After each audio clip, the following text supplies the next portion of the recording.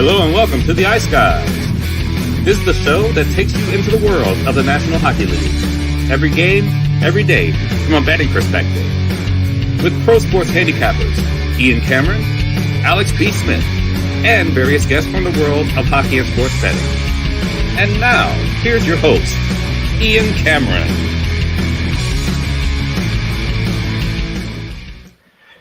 Welcome to the Ice Guys, a Beantown Friday edition of the Ice Guys for Friday, May 31st, presented by Boston Hemp Inc. Ian Cameron with you.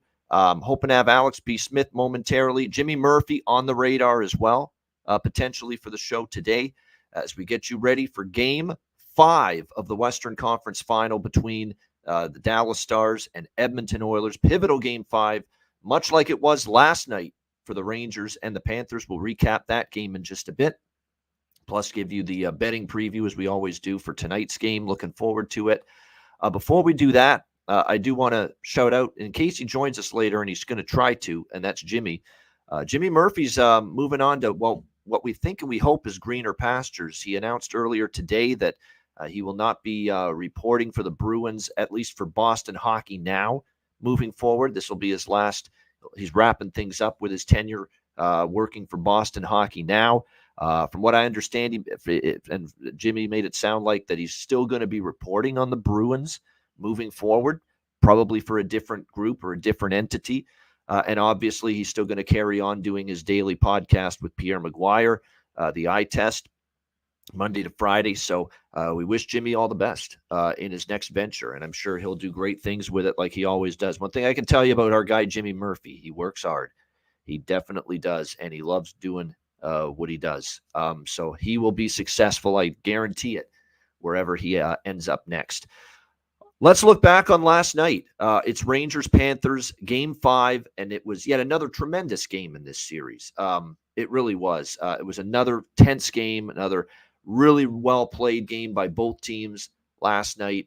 And I think when you look at that situation in the game and how it unfolded last night, you know, there were some positives for the Rangers. At the end of the night, obviously, you lose 3-2, and now you're facing elimination, down 3-2 in the series, as the scene will shift back to South Florida for Game 6 on Saturday night with the Rangers facing elimination. But I will say this, early in that hockey game, I thought the Rangers had some of their best, pressure, puck possession. They actually had the puck. They actually spent significant amount of time in the offensive zone, especially early in that hockey game last night, the first period. So there's definitely some positives for the Rangers. They actually scored the first goal of the game, Chris Kreider, on that shorthanded opportunity to make it 1-0 for the New York Rangers. But as we have seen so often in this series, it's almost like the Panthers just need maybe sometimes a little bit of time, to get their legs under them, to get to their game, to really start to wear on their opponent and wear down their opponent. We even saw it a little bit in Game 4, the previous game in Florida, where the Rangers got a 1-0 lead in the first period. They scored the first goal in that game as well. But the series has really started to take on a very familiar pattern, and it's one you're not going to like if you're a Rangers fan, where Florida has started to lean on the body. The forecheck just gets in on the Rangers and hems them in. It wears them down physically. And there's just, again, last night, second period, third period of that hockey game, as the Panthers were once again starting to assert themselves in that game, that, it was just losing way too many puck battles. The battles for ice, the battles for time and space, the battles along the boards, the Panthers were winning those battles. And it's been basically kind of a familiar refrain, that we have seen pretty much throughout this entire series. And we started to see it again last night. So, there was no panic. It was obviously another terrific goal by Gustav Forsling as well. I don't think there's a player in this series that's done more to get their name out there to the public and say, here I am, I'm pretty fucking good, than what we've seen from Gustav Forsling in this series. He's been phenomenal for the Florida Panthers on their blue line. And I'm not talking about the fact he scored two very important goals for the Panthers in this series. He tied it up 4-4 in Game 3. I know the Rangers ended up winning that game in overtime, but he scored a big goal there. He got a big one last night to tie it at 1 after Kreider got the shorty. It's his defensive play. It's blocking shots. It's making the right read. It's getting the rush started. Very good puck mover out of the back end for the Florida Panthers. I just love everything I've seen about his game. And for a blue line that for the last long period of time, this is a blue line where Ekblad has gotten a lot of the attention and a lot of the accolades. Brandon Montour has gotten a lot of the attention and accolades, especially last year, with the way he ended up playing on that blue line. But I think as the playoffs have gone along here, Gustav Forsling has definitely opened the eyes of hockey fans everywhere and saying, you know what, I'm turning into one hell of a defenseman in this league. And he continued to show it again last night for them in that victory for the Panthers. Third period, Florida with the 16-10 edge in shots. In fact, talked about how the Rangers had a very good first period. From the second and the third period combined, 29-16 shots on goal in favor of Florida. Again, the shot attempts, I should say, differential in that game also got larger as the last two periods rolled along. Just another case of, Florida just wearing on the Rangers throughout this series. And they are punishing Adam Fox. Adam Fox is getting hit every time he goes back to get the puck in his own zone. They know they know they want to target him, and I think the Rangers know the Panthers are trying to target him. They're trying to wear him out, trying to wear him down, and you continue to see he's not playing like the Adam Fox in the regular season. He's not. And it's been an issue because he's definitely the Rangers' best and most important defenseman. And, if he's not playing well, it puts more pressure on Lindgren and Miller and Schneider and Trouba and Gustafsson. So I think it's definitely something you definitely are seeing from the Panthers is a targeted plan of attack here, to go get after Adam Fox and make his life difficult here in this series, and we have seen it. So the Panthers end up, 2-1. Anton Lundell, a nice go-ahead goal. It did take a deflection, and for a guy that we've criticized, and I have in this series, Vladimir Tarasenko, we've talked about him. He's been very, very non-existent at times in this series. He drove the front of the net and opened up that opportunity for Lundell to score that go-ahead goal for the Panthers in the third period. Sam Bennett puts it away into the empty net. Huge for me as the bargain bin special. The night cashes in for me. Plus 440 was the price with Sam Bennett to get the bargain bin special to score a goal last night. So to see him get one into the empty twine was absolutely outstanding. Plus 440 again, the price on the Sam Bennett bargain bin special for me yesterday on the show. So we cashed that. Lafreniere does score to make it 3-2, but too little, too late. And if there's ever just one picture or one sequence in this Eastern Conference final that just perfectly illustrates and perfectly encapsulates what we are seeing in this series in terms of the physicality, in terms of how Florida's been harder on pucks, they've been winning more battles. They've been winning more one-on-one battles, on battles along the boards. Florida's been winning more of them as well. If you want to know, just take an image in this series and just, wow, that's pretty much a perfect illustration of the way the series has gone so far. Watch those last 10, 15 seconds of the game last night. Here's the Rangers down 3-2. They've taken Igor Shesterkin out of the net for the extra attacker. They just made it 3-2. Now they got to get another one to try to tie the game and send it to overtime. Puck goes around the boards to the one side. And there's Niko Mikkola for the Panthers just eating the puck along the boards and just wedging it along the boards and trapping it there. And here's like 3, 4, or 5 Rangers in on the boards trying to get the puck from him so that they can throw one last shot toward Sergei Bobrovsky to have a chance to tie it, and they can't get the fucking puck from him. And Mikkola just basically kills the clock, keeps that puck, basically, stapled along the boards, and the Rangers can't get it from him. Game over, and the Florida Panthers end up winning 3-2. Tells you all you need to know. Battles won for the Florida Panthers in the physicality department, in the toughness department and battles lost for the New York Rangers in those same two departments. I don't know if you can sum it up more than that. And that tells you all you need to know. I think it was just very, very apropos, very fitting the way that game ended last night. There's just Florida's physicality has been far too much, for the New York Rangers. And it's funny that we're saying far too much, and the series is still 3-2. I mean, the Rangers, if you win a game 6 and you win a game 7, you can still win the series. It just feels like they're climbing uphill right now, the New York Rangers. And this is not going to be an easy feat, because the more I see this series play out, the more it looks like they're wearing down, under this Florida team.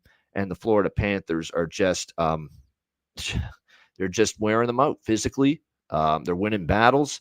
And they're also Igor Shesterkin was great again last night. It's just amazing how many blunders with the puck the Rangers have made in front of them, and how difficult, that they've made life on them. No, Kenny Wu, you're right. The series isn't over yet. It's 3-2. I mean, the Rangers have to think of it as, we win 2 in a row, we win this series. How many times this year have we won 2 games in a row? A lot. Obviously, the President's Trophy winners, best record in the regular season, no doubt. But that's what they have to convince themselves. I don't believe they're going to win 2 in a row. I don't even know if they're going to win 1 in a row. I don't even know if this series is going to get back to Madison Square Garden at this rate for Game 7. Obviously, we'll talk more about that tomorrow on Saturday's show, but they look like a very, very physically beaten down team right now, the Rangers. And somehow, some way, they are going to have to muster something for Game 6 tomorrow night against the Florida Panthers. We'll see if they can do. From a betting standpoint, last night was a pretty good game overall for me. We had the bargain bin special, Sam Bennett plus 440 cashing in. The best bet, I'm telling you what, this same game parlay approach here with taking each team at plus 2.5 goals and the under 6.5. It happened again last night. It did get a little dicey there when it got to 3-1 Florida, because there's always the chance Florida pops another into the empty net 4-1 and it busts that SGP. But at the same point in time, it's been cashing way more often than not, especially in these game 5s, 6s, and 7s in these Stanley Cup playoff series, where the longer the series goes, then it gets tighter. The goals are harder to come by. We see more lower scoring hockey, and we see closer games. And again, last night, my best bet, we hit it, and we cashed it with the Panthers plus 2.5, Rangers plus 2.5, and under 6.5 at plus 100, plus 105 was the price with that. BetMGM, usually you can get probably the best price with BetMGM for those same game parlay looks. So we cashed that. Matt Robinson, who was with me yesterday, he had Florida team total over 2.5 as his best bet. He ended up cashing in with that. And I give Matt credit, because his bargain bin was a very special of the night pick, was a very, very unique selection.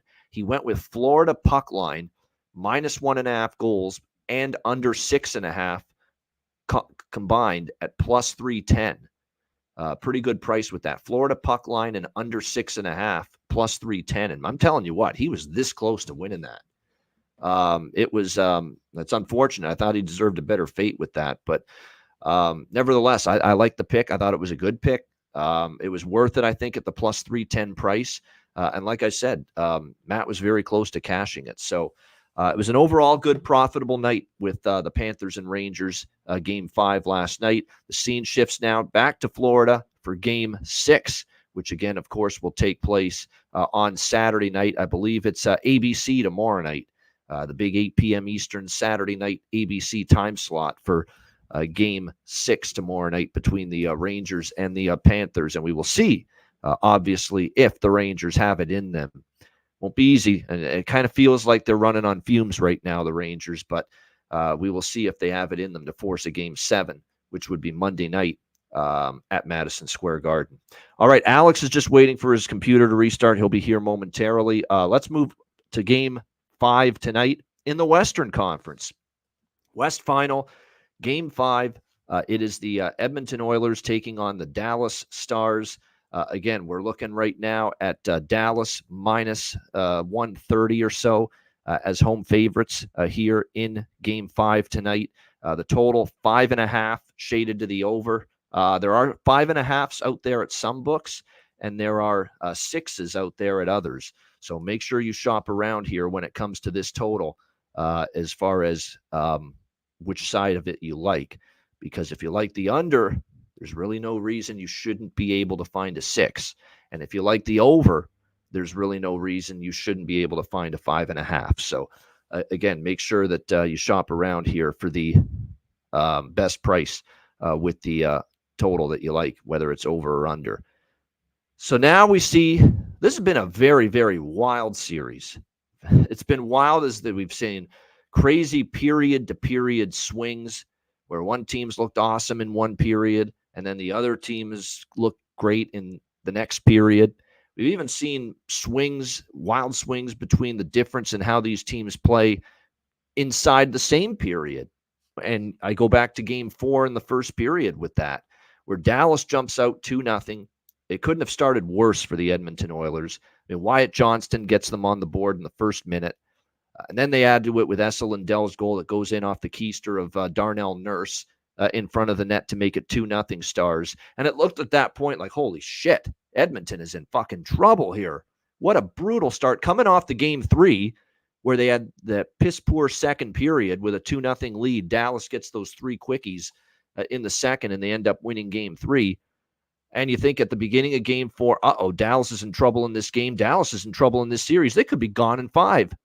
I started to have thoughts like that when it was 2-0 for Dallas at the beginning of Game 4. But credit to them. You know, they got one opportunity down 2-0. They didn't have many. Dallas was all over them. And then all of a sudden, they get a chance. Perry drives the net. Good chance on Ottinger. And then unfortunately for Dallas, Ryan Suter runs his own goalie over, and he takes Jake Ottinger completely out of the play, and there's Ryan McLeod right there to slam home the rebound. And from that moment, when Edmonton made it 2-1 in the first period, it got life into the team. It got life into the building. And it was a much different Edmonton Oilers team from that point forward. And they certainly played like it. They were very strong after that. They end up tying it 2-2 later in the first period, and it just felt like it was Edmonton's game pretty much from that point on. You know, Dallas had their moments where they had some chances and a little bit of pressure in the O-zone and peppered Skinner. But for the most part, Edmonton was, getting stronger as that game went on. They struck for the 2 quick ones, the shorthanded goal on the 2-on-1.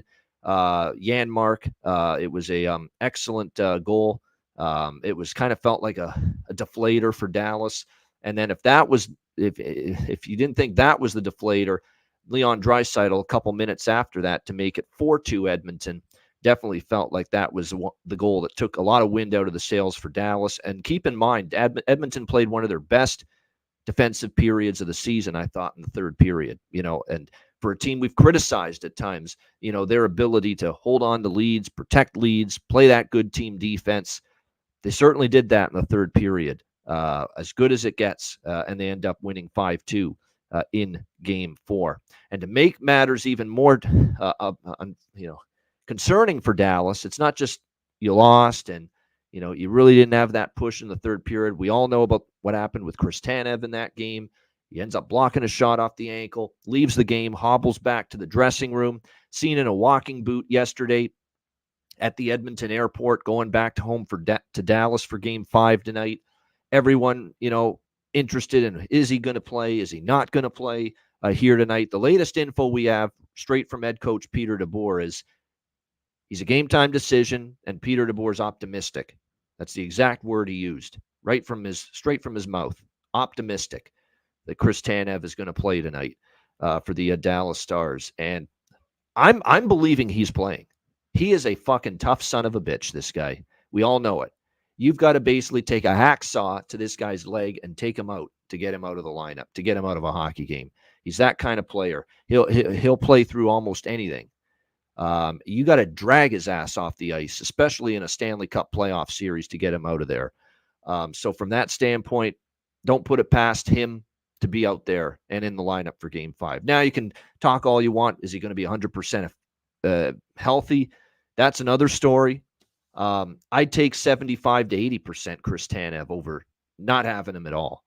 That much I know, because he is that much of a difference maker. When he's on his game defensively, he can be a human eraser against the likes of Connor McDavid in particular, as he was in Game 2, which I thought was his absolute best game of the series by far in that victory that they had in Game 2.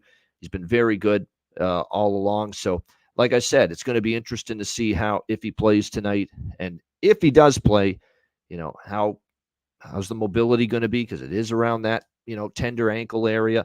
Let's see how that goes. But I know they would gladly take a 70 to 80% Chris Tanev over not having him at all.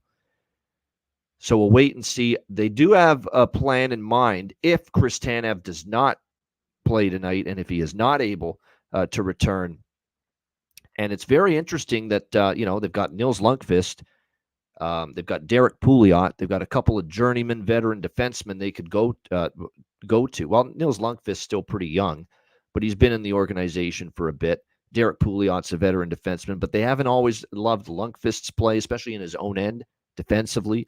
And Pouliot, I don't know if he's going to be a big boost that they need, especially if a guy in a bell cow like Chris Tanev doesn't play.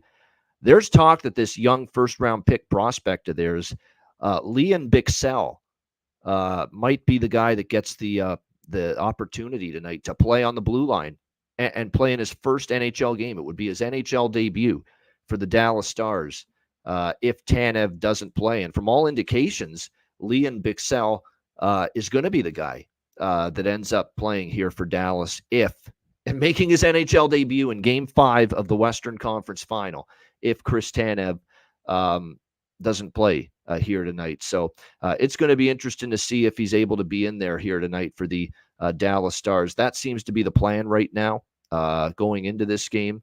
So it'll be interesting to see if they go to that young kid, basically, and he plays tonight, if indeed Chris Tanev can't go. So that's going to be a fascinating thing to watch here tonight. Up front, Peter DeBoer did hint at changes, but I don't know if we have much info about what those changes are going to be. But he did hint there's going to be some changes tonight to the lineup. Look, Pete's made great adjustments. I just don't want him to go overboard with the lineup changes. Nothing radical here. All right? Nothing radical here. Yeah, Game 4, very sour taste the way that game ended. That start after the first 10 minutes, and then it was just not very good for most of that game from Dallas from that point on.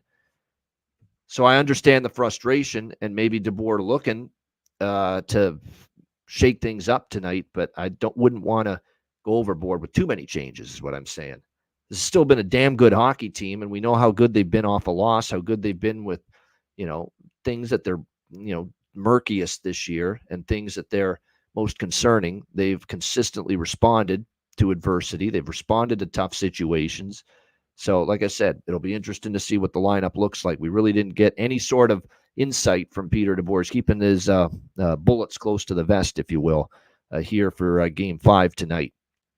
As far as this one goes, look, you look at this Dallas Stars team, and I know they've been very good on the road, been so-so at home, but it's been one of those series where momentum hasn't always carried over from one game to the next. It's important to remember that. This is a game too, based on where I'm at with my, Dallas Stars futures to win the West and to win the Stanley Cup. I don't feel it's an urgent need to take Dallas tonight, and I'm not going to. But I wouldn't be totally trustworthy of Edmonton either. We've seen Dallas every time. I'm trying to think back, but I keep remembering the games where they really didn't have a very good game, and they've been more often than not coming back with that, fire in their nostrils, if you will, the very next time out. And I still think their depth up front matters. Obviously, their blue line depth is a concern if Tanev doesn't go, and that takes a little bit of a hit. Broberg, to Chris Knobloch's credit, he pushed all the right buttons in Game 4. Corey Perry and Ryan McLeod coming in to the lineup and playing with Draisaitl. That was a great line for them. Great chemistry they had. They were phenomenal. Those two moves paid off for him. Putting Philip Broberg, a little bit more mobility, a little bit more puck movement for Edmonton on the blue line. That paid off for him as well. But now let's see if they can keep that going here on the road tonight. It'll be fascinating to see if they can. For me, the clear choice for me as far as how to bet this game and approach it from an individual game perspective is, just sticking with what's been working pretty well for us here in these playoffs, especially in these later games, the SGP. I do believe deep down inside tonight, look, I was on the over in the last two games in Edmonton in this series, and we have definitely seen some higher scoring games the last two between these two teams in Edmonton. But I do think here tonight it's going to be a situation where it gets tight again. It gets a little bit more defensive going into this game tonight. I think a pretty good chance we see, a little bit tighter checking game. The stakes are ratcheting up a little bit now because we're talking about a series that's all tied up to 2 games apiece. So I think when you look at the way this sets up tonight, I think we're going to get back to more of that kind of game we saw in this series in Game 1 and in Game 2 between the Oilers and the Stars. And I think that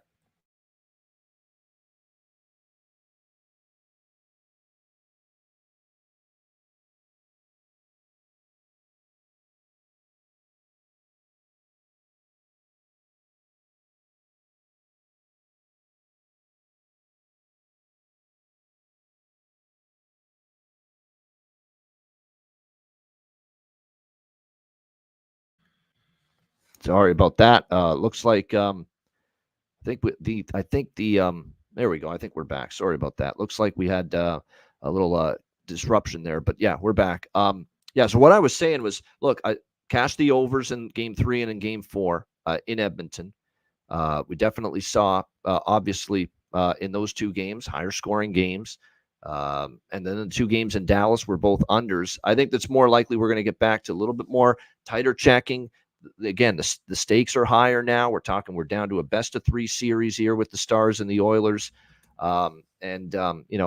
We've seen a very distinct pattern here, and throughout these playoffs, you get these series to Game 5 and beyond. It's not always the time you want to be betting toward overs this deep into the series. So I'm going to look towards an same game parlay here. Edmonton plus 2.5. Dallas plus 2.5 and under 6.5. Old reliable, as I'm now starting to call it. It's just been so good for me as far as these playoffs and this approach. I think it's going to be one of those games tonight. I think Skinner will be solid. And more importantly, I think Jake Ottinger is going to have a hell of a game. I think Jake Ottinger is going to play one of his better games. We talk about how good he's been off a loss, off a subpar game. He wasn't bad in Game 4, but he was not phenomenal. Either. But then again, the whole team was that way for the Dallas Stars in Game 4. So it's Oilers plus 2.5, Stars plus 2.5, under 6.5, plus 120 at BetMGM for that. A pretty good price, if you ask me. And you could even, you know what I might do? I might do 2 different SGPs, and instead of putting the same amount or just one amount on the SGP with the under 6.5, I'll probably go with the under set just to be extra safe. Under 7.5 with Oilers plus 2.5 and Stars plus 2.5 is minus 135 at BetMGM. So that's not bad when you look at it. Oilers plus 2.5, Stars plus 2.5, under 7.5 minus 135. I'll probably put 3/4 of the overall amount on that one.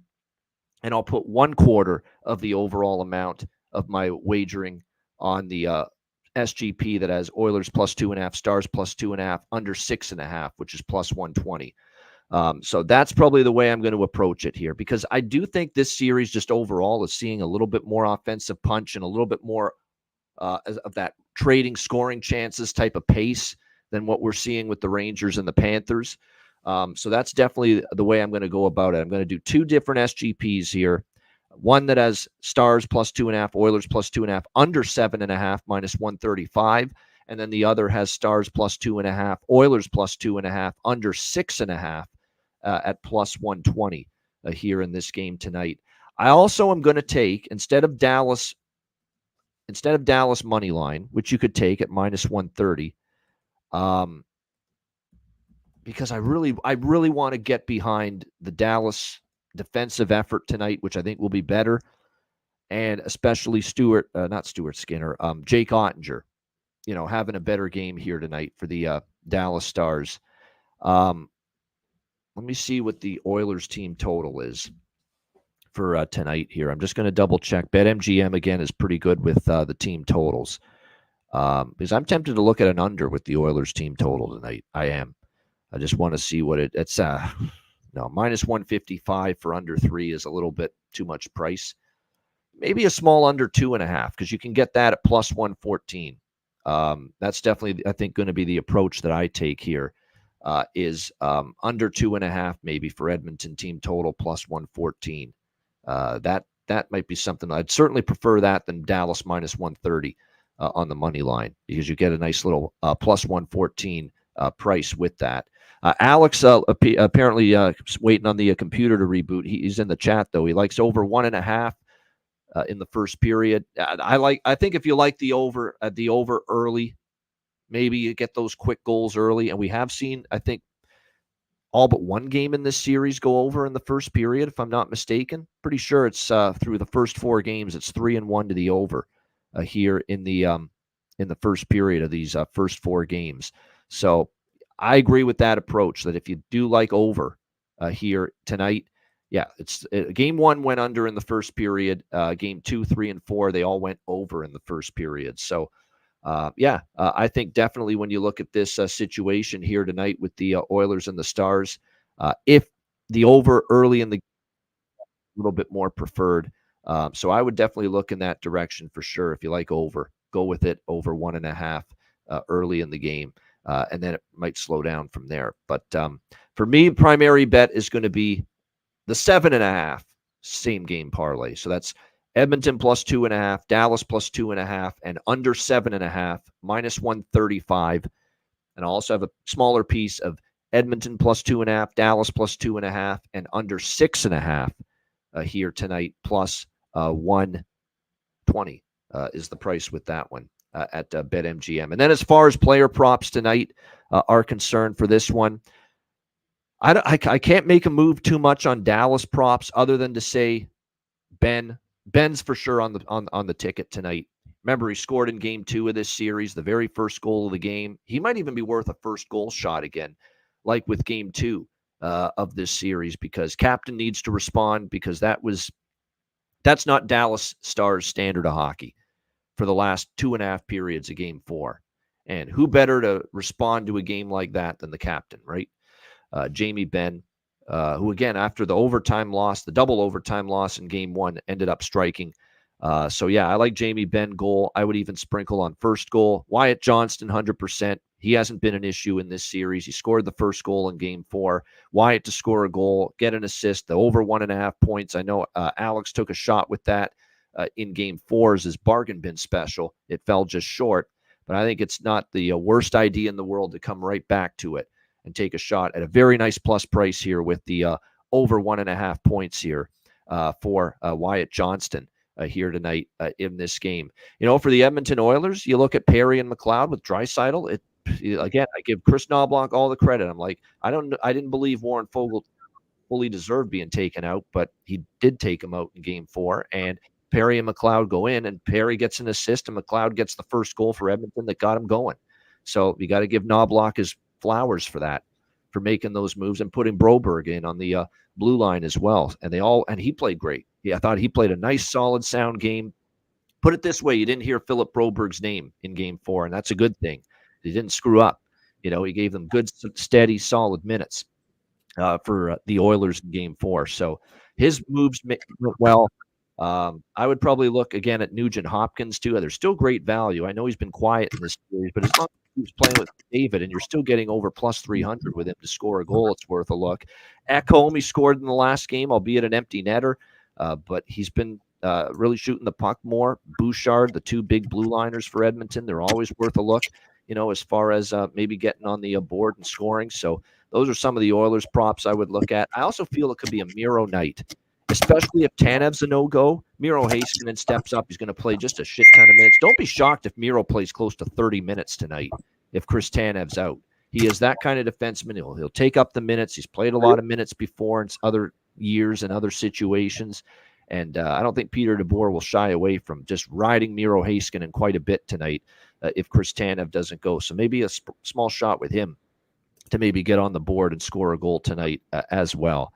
All right, here he is. You know him, Jimmy Murphy, our good friend, who made some big news today on Twitter that there's going to be some changes coming up for our guy, Jimmy Murphy, in the future, leaving his post at Boston Hockey Now.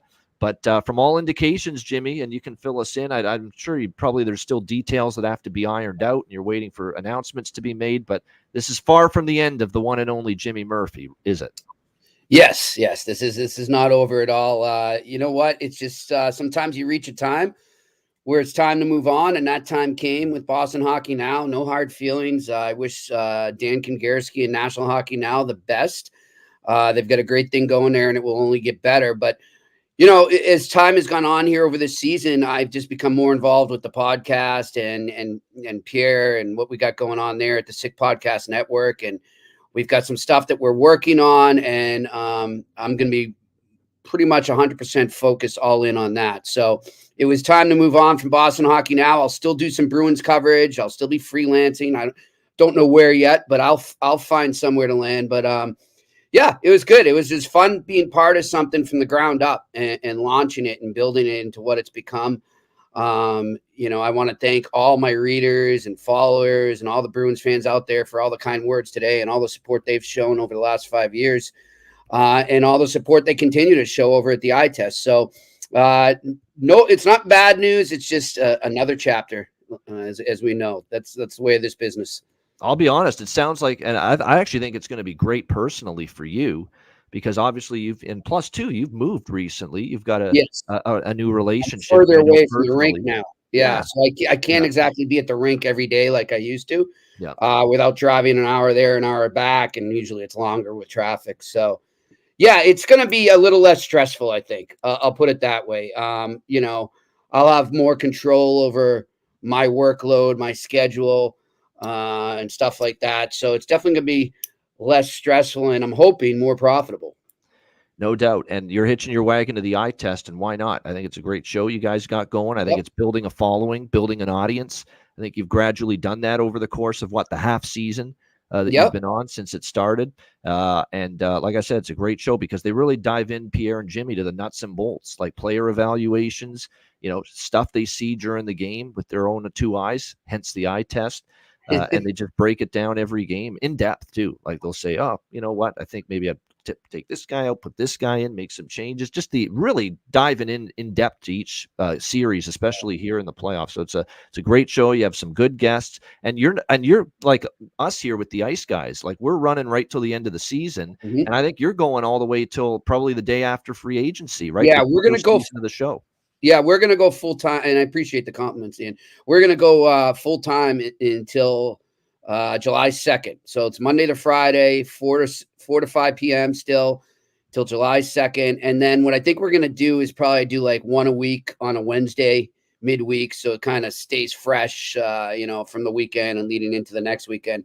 So that's what we're looking at for now. But we're really excited. I don't know if I've mentioned it since I knew for sure on here.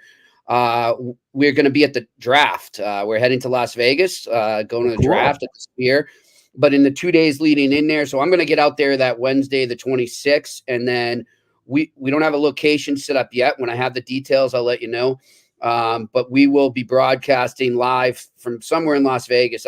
Apparently, according to Pierre, it might be at a sports bar that George McPhee is a regular at. He's the one that might be setting it up for us. So we might be getting him on the podcast as well one of those days. So we'll be broadcasting live from Vegas on the 27th and 28th, because the 28th is the first round, that Friday night. Yeah. And then Saturday we'll be doing something remotely because Pierre's got to get back to Boston. I don't know if you know, but Pierre actually trains you know, drafted and undrafted prospects throughout the summer and the off season, gets them ready And, he's had numerous players that are playing in the pros right now that he trains right outside of Boston, near where I grew up. And his kids, a lot of them in the camp, are going to be going to development camps for pro teams on July 1st. So Pierre's going to do camp on that Thursday. He's going to fly out at night on Thursday night, do the podcast with me Friday and Saturday. Friday and Saturday, and then he's going to fly back and be there for his camp. So yeah, he's a maniac. I love it though. He loves the game. He just loves hockey. That's pretty cool. So he's got working in his hockey camps with all these prospects and getting them ready for their hockey career and trying to help them with that. And then in the meantime, in between this camp stints, he's going to do the little 2-day detour there to Las Vegas to be on site for the NHL draft with you for the eye test. So yeah, that's great. That's awesome stuff. So there you go. Jimmy Murphy, Pierre Maguire, the eye test live on location in Las Vegas during the NHL draft. Those 2 days. Great stuff. We'll do a hit. We'll do a hit with you as well, my friend. No, absolutely. Anytime. You let us know before we go on air. So yeah, no question. Yeah, absolutely. No doubt about that. We'll have to arrange that. So again, Jimmy and Pierre for the draft coming up at the end of June. Looking forward to that. And with Jimmy's future, we wish him well wherever it may lead. No doubt. Speaking of the future, Alex's computer, it's up and running. It's back, and so is he. What's going on, Alex? Yeah, computer done. One phone done. Other phone running up. So I don't know. AT&T needs to better organize that kind of shit. But no time like the president. So glad to be on before the show ended. No doubt. I pretty much said all I needed to say about this game, Alex. So we'll just throw it. Well, actually, first, Alex, any thoughts from last night? Rangers, Panthers. Panthers up 3-2 with a chance to send the Rangers home in Game 6. Well, like I said, the Panthers are just kind of dominating this series now. They're beating down the Rangers, and this is a Rangers team that normally they're usually able to kind of out-bully some of their opponents in the playoffs. But every once in a while they run into a wall. And I think that wall now is, like I said, the Florida defense that seems to get better and better over the time. You mentioned earlier in the show Gustav Forsling. This guy was, I remember watching him at the Hawks, and it seemed like he was just going to be another just kind of big, stick in the road, not really do too much. He has developed his game so much just this year alone, but certainly since he's left the Hawks organization, and to see him develop and blossom into a top-tier defenseman has been kind of fun to watch, honestly. So wish him well, and like I said, this is just a team. They have that killer instinct now. They've proven that from last year, and even how they've been able to take care of business in the 2 series of this year. And I think the Rangers are in deep trouble. They're going to need Igor to be on his A++ game for the next 2 games. Obviously, if they're going to win it, but I don't know if that's going to happen.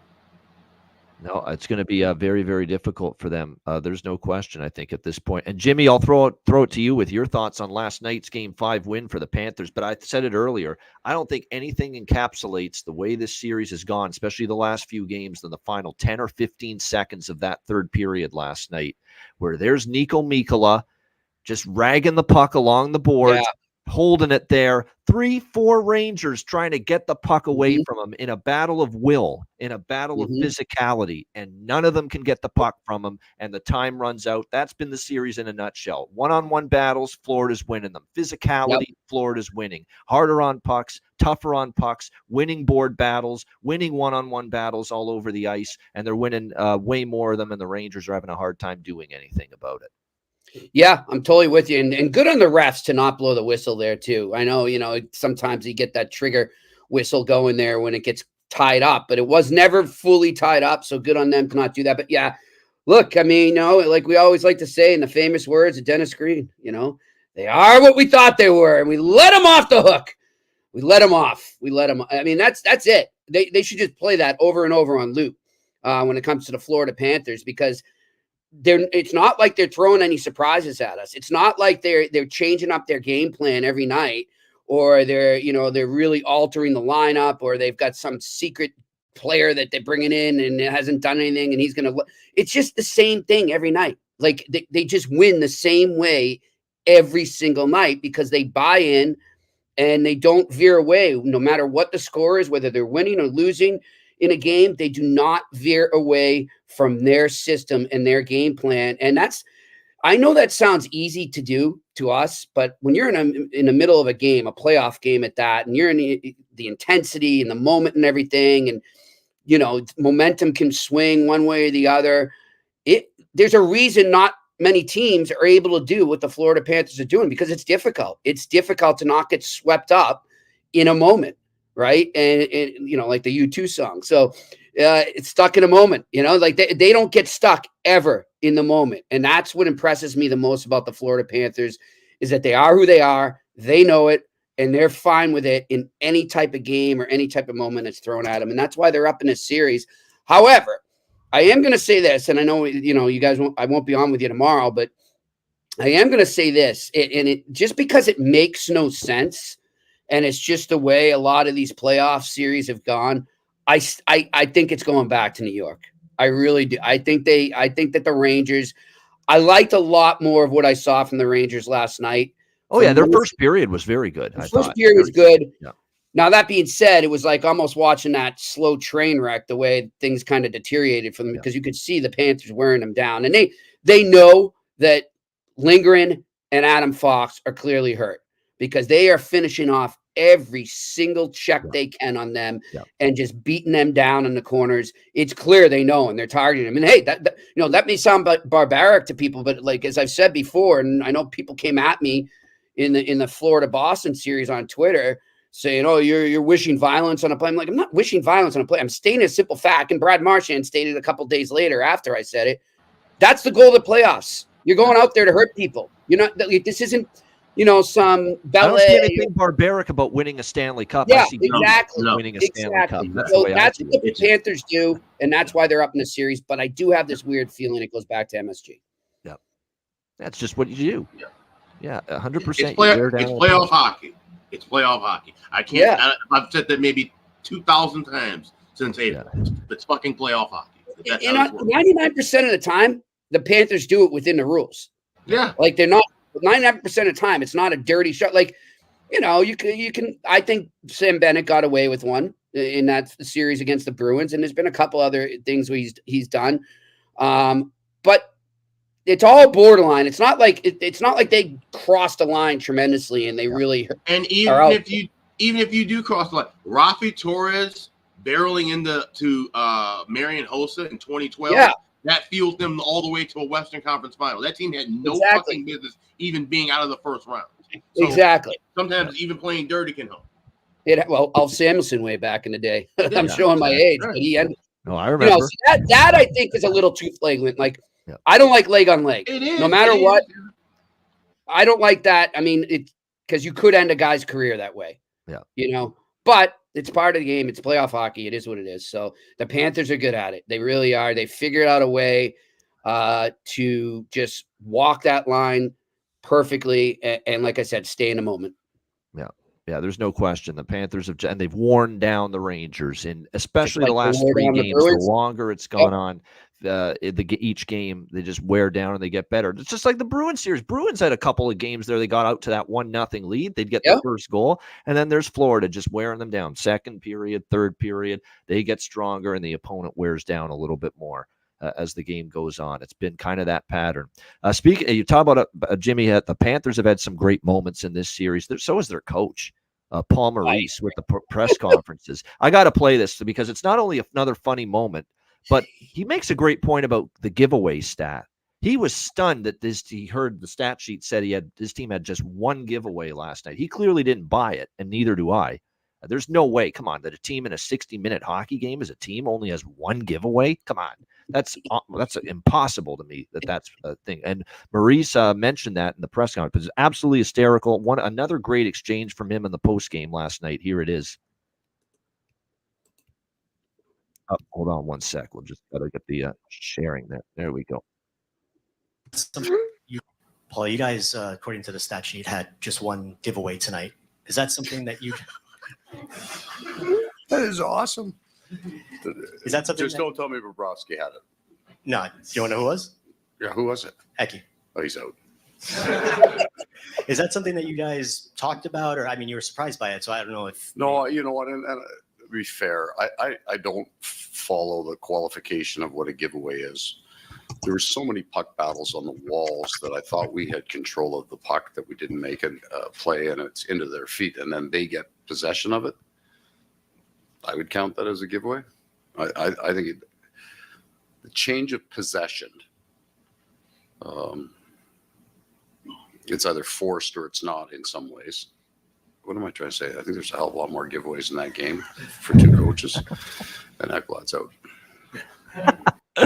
Oh man, there it is from Paul Maurice there. And Ekblad was apparently the one player on the team with the registered one giveaway that happened for the Panthers. So he's kidding around that he's out now. But what I like what he said about a giveaway there. Like, I agree with what he said. If you are in a puck battle and the puck is on a Panther stick, you try to pass the puck, it hits the skate or it's in some player's feet. Doesn't matter if it's your own player or the opposing player, and then they get possession. Isn't that a giveaway?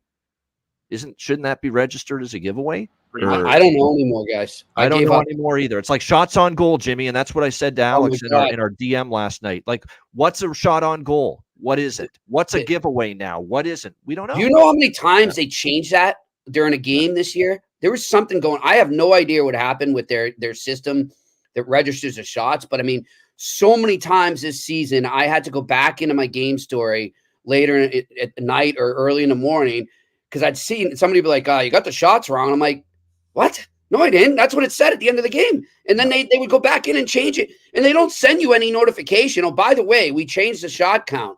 Nothing. No notification, nothing. It was just horrendous this year, and it still is. Yeah, it's like, and now giveaways are another category now where it's a good thing we can't bet those giveaways and takeaways with props, because they would be experiencing the same fucking frustration that we do right now with shots on goal. Right now, exactly. With one, is that a giveaway or is that not? I thought that was a giveaway. They didn't credit it to me with my prop here. That's the way I feel about shots on goal these days. So it's the frustrating part. I agree. I'm with Paul Maurice though. For as well as his team played last night, one giveaway for the whole game, I'm not buying it. I am not buying that at all. That Florida only had one giveaway last night in 60 minutes of hockey. I'm just not buying that shit. Sorry. It's got to be a misprint of some kind, no doubt. He is great though. There's no question. And one win away from his third Stanley Cup final as a NHL head coach. All right, Edmonton, Dallas. I've already spoken all about this. Alex, Game 5. How are you approaching it here? Oilers Stars. Well, like I said, not betting aside, because obviously whoever wins this, we're now getting into the 6-game, 7-game stack. So I'm going with the first period over 1.5 minus $1.10, playing it kind of smaller than usual, and we'll be looking for a live under if we can cash that. So thinking we can get maybe 2 quick goals. We've seen this happen, in this series before, where the goals will come kind of fairly fast, and then things slow down. They make adjustments after that first intermission. And then this could be more of an under game. This probably will be, just like I didn't bet the first period over last night, this will probably be the last one I bet in the conference finals, because now we hit the 6-game, 7-game territory. This is where things turn into unders. So definitely we'll be on the first period over, and then looking for a live under after that.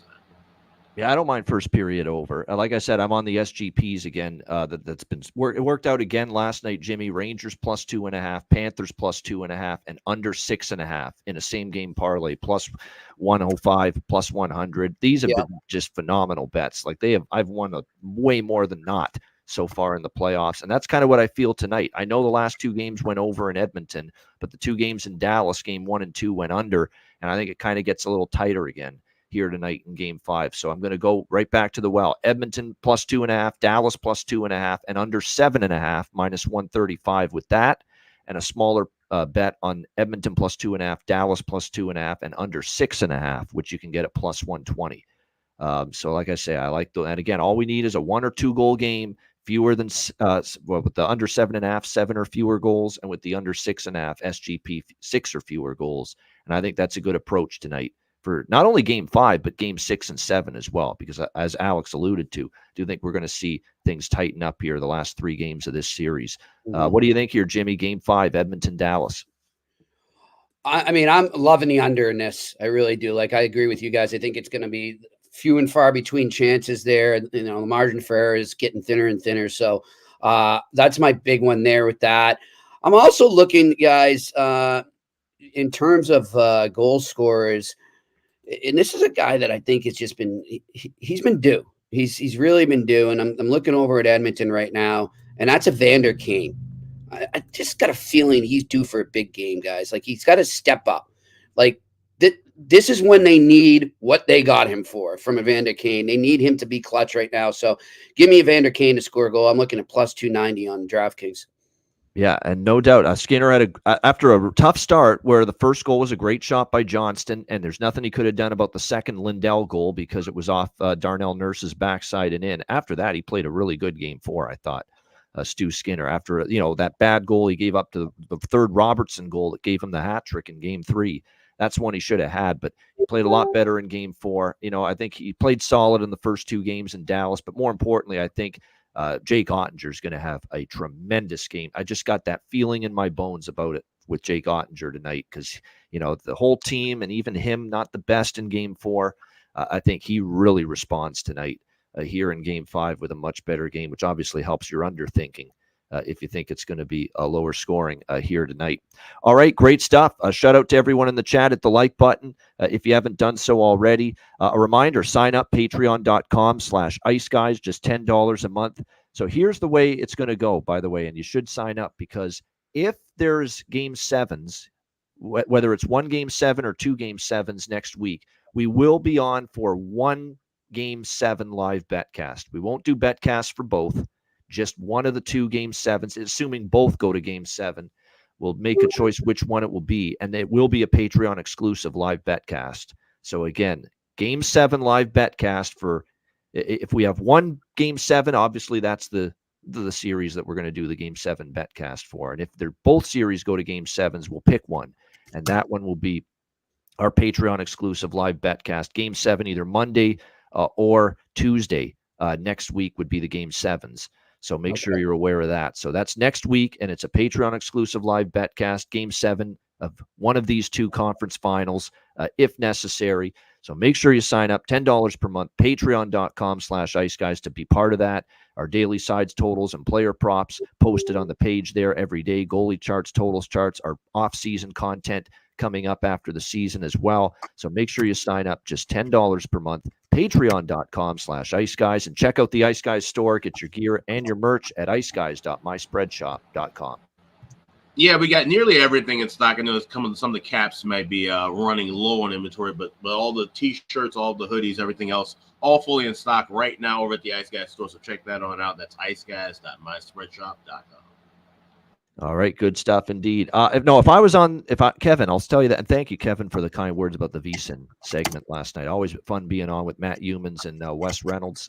Good stuff. I'm glad you enjoyed it. But yeah, as far as if I didn't have the Dallas futures, I'd take Dallas tonight. I really would, minus 130. But I don't want to, and I don't need to. I've got them to win the series. That's good enough for me. Let's let it play out here tonight with Game 5. All right, we'll be back to wrap up the show with Bargain Bin Special of the night and best bets coming up right after we hear from our great sponsor.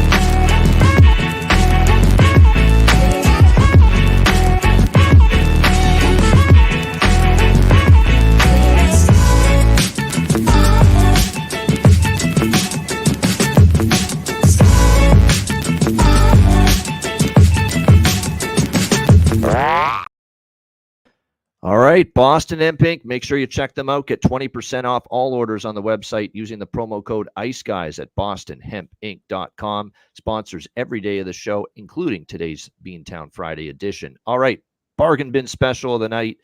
Got an encore to follow from last night. We cashed with Sam Bennett, a little empty net magic, plus 440 for my Bargain Bin Special of the night last night with Rangers Panthers. See if we can find another one in the bargain bin to cash with tonight. Alex, though, we'll start with you first. What do you like in the bargain bin tonight? Yeah, we each cashed one with empty net goals this week, so that's nice to see. But this one, I I doubt it'll be an empty netter because I like one of the first goals of the game here. And I know you mentioned Jamie Benn, who, of course, had cashed one for us in the series already with Dallas and Edmonton. But I'm going with Tyler Seguin tonight to get the first goal for Dallas in this contest. Plus 2,100 available at FanDuel. I think he can get things off until he rolls into a good start. So Tyler Seguin to get the first goal of the game for the Stars. Plus 2,100. That is my bargain bin special for the night. There you go. Tyler Seguin, first goal, 21-1, 20 plus 2,100 for Alex with his bargain bin special of the night. Jimmy, what do you like here? Bargain bin special. Yeah, he had an assist the other night, guys, on the shorthanded winner there. So give me Connor Brown to find the back of the net tonight. I'm looking at plus 650 here.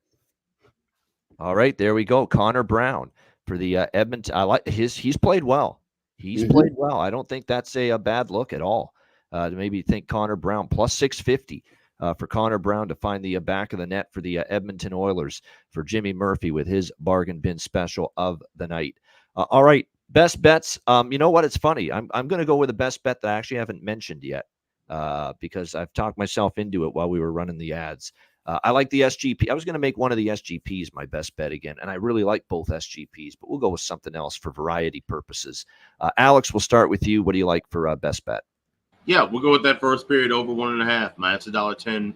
Dallas Edmonton. Like I said, it's probably the last one we bet here in this series. Obviously, as we get in this game 6s and game 7s, those championship rounds, if you will, things start to slow down. But I think especially possibly with no Tanev, there could be a little bit more open ice early. Get these first 2 goals, and then we'll try to look for a live under as things slow down once the teams make adjustments. So first period over 1.5, minus $1.10 with Dallas and Edmonton tonight. My best bet. All right, there it is. Edmonton, Dallas over 1.5, minus 110, first period. Best bet for Alex B. Smith. Jimmy, what do you got for best bet? I'm looking at the under 6, guys. I'm just feeling a tight game, maybe a 3-2 type game. So give me the under 6 as my best bet. All right, and under 6 is available at many books, minus 130 or so. So make sure you shop around and look around for that that under because there's 6s out there, and if you like the under, you should be taking the under when it comes to 6 because multiple books have it. Don't settle for the 5.5. Find the 6. Right. All right, my best bet for this game tonight, game 5. There's 2 bets I'm going to go with here as well that I haven't mentioned yet. Dallas to score in the first period, minus 160. That's been a good bet. Team off a loss, scoring in the opening period. But I'm gonna take the shot on them leading after the first 20 minutes here tonight in Game 5, and I'm going to go with Dallas first period puck line plus 188 at Pinnacle is the best price out there. It's a great price. So Dallas Stars minus a half plus 188 first period puck line. I feel I'd much rather take a shot with that than take Dallas full game money line minus 130, especially when I'm invested in them to win the conference and win the Stanley Cup anyway. So yeah, Dallas first period puck line. Let's go with that. Plus 188 for my best bet here for Game 5 tonight with the Oilers and the Stars. All right, great stuff. Again, Jimmy with the announcement. He'll be no longer reporting on Boston hockey now, but lots of great stuff in the future. Make sure you check out Jimmy and Pierre Maguire, top of the hour with the eye test coming up at 4 p.m. Eastern time this afternoon. Shout out to everyone in the chat. Hit the like button. A reminder, we only have one show this weekend, Saturday at noon Eastern, and we're going to do both weekend game 6s on Saturday. No show on Sunday, and then we'll be back on Monday. A reminder, the Ice Guys is live 7 days a week, Monday to Friday, 2 p.m. Eastern, Saturday and Sunday, noon Eastern. If you can't watch the show live, download the Ice Guys podcast in audio form on all major podcast platforms, and also on the True TV Plus app. Download the app to check out the Ice Guys True TV Plus. You can download it on all Roku, Amazon, and Apple devices. For Alex B. Smith and Jimmy Murphy, I'm Ian Cameron. Have a great Friday. Enjoy the games and good luck. And we will be back tomorrow on Saturday for another edition of the Ice Guys.